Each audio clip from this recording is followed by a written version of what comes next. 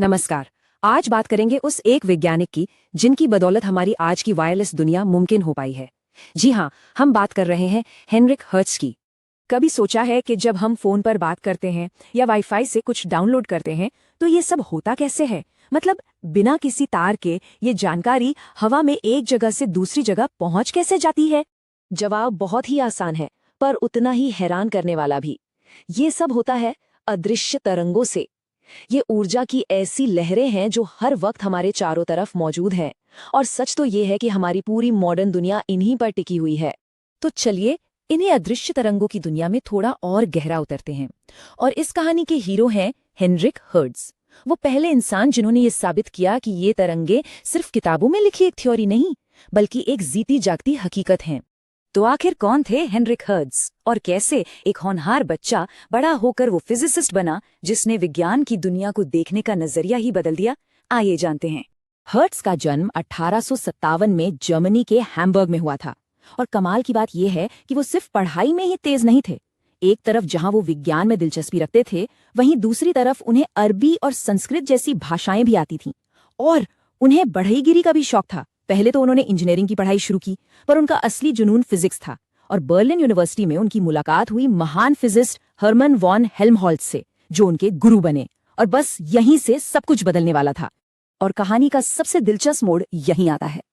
देखिए, उनके गुरु हेल्महोल्ट्ज ने उन्हें एक बहुत बड़ी चुनौती दी। एक और वैज्ञानिक थे जेम्स क्लार्क मैक्सवेल, जिन्होंने अपनी थ्योरी में ये तो बता दिया था कि इलेक्ट्रोमैग्नेटिक तरंगें होती हैं। पर एक दिक्कत थी, ये सब कुछ सिर्फ गणित और कागजों पर था, किसी ने उन्हें देखा नहीं था। तो हेल्महोल्ट्ज ने हर्ट्ज को कहा कि वो इन तरंगों को असल में लैब के अंदर बनाकर दिखाएं। और इसी एक चुनौती ने उस महान प्रयोग को जन्म दिया जो विज्ञान की दुनिया बदलने वाला था। एक मामूली सी चिंगारी, और उससे खुलने वाला था एक पूरा नया सच। तो सवाल ये है कि उन्होंने ये किया कैसे? हर्ट्ज ने एक बहुत ही सरल सा सेटअप बनाया। पहला कदम, उन्होंने दो मेटल के गोलों के बीच एक बहुत तेज चिंगारी पैदा की। ये था उनका ट्रांसमीटर।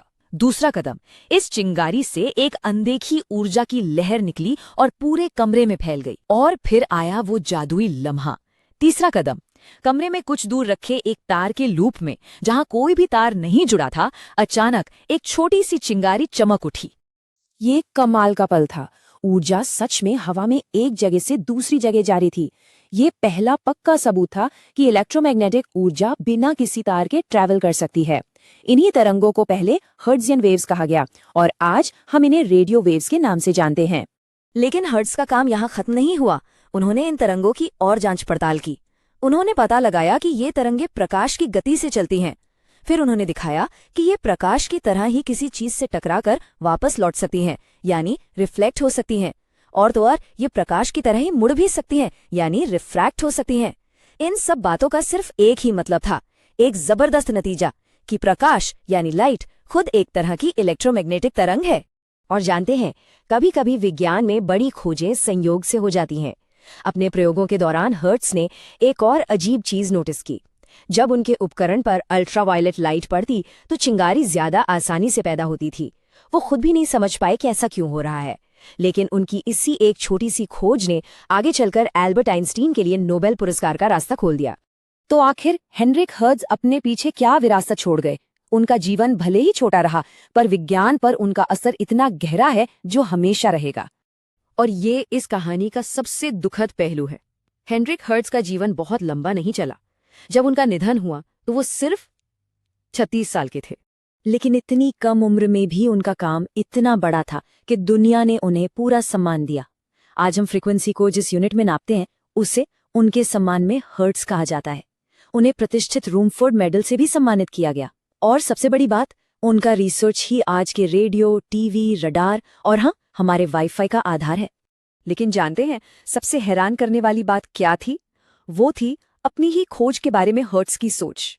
जब उनसे इसके इस्तेमाल के बारे में पूछा गया तो उन्होंने बड़ी विनम्रता से कहा, यह किसी काम का नहीं है, यह बस एक प्रयोग है जो साबित करता है कि मास्टर मैक्सवेल सही थे।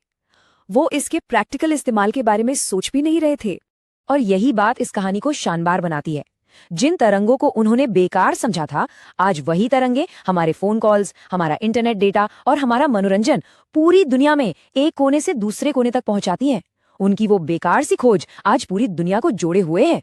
तो ये कहानी हमें एक बहुत बड़े सवाल के साथ छोड़ जाती है। आज विज्ञान की दुनिया में ऐसी कौन सी नई खोज हो रही है जो शायद अभी बेकार लग रही हो, लेकिन आने वाले समय में हमारी दुनिया को ठीक वैसे ही बदल दे जैसे हर्ट्ज की खोज ने किया था? सोचने वाली बात है।